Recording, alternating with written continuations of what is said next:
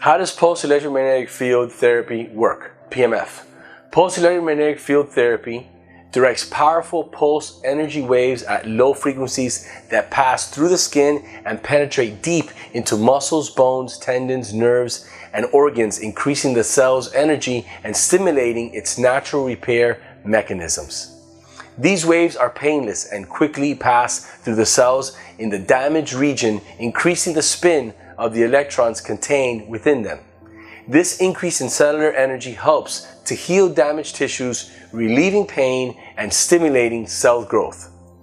Perhaps the easiest way to understand pulsed electromagnetic field, PEMF, is to think in terms of each cell in your body as if it were a little battery.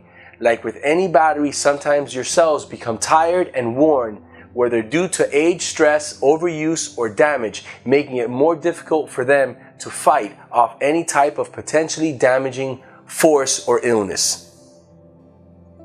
Through pulsed electromagnetic field therapy, PEMF, your batteries in your cells essentially become recharged. The energy supplied via pulsed electromagnetic field therapy gives cells the energy they need to ward off whatever is threatening them, whether it is trauma or a disease-based attack.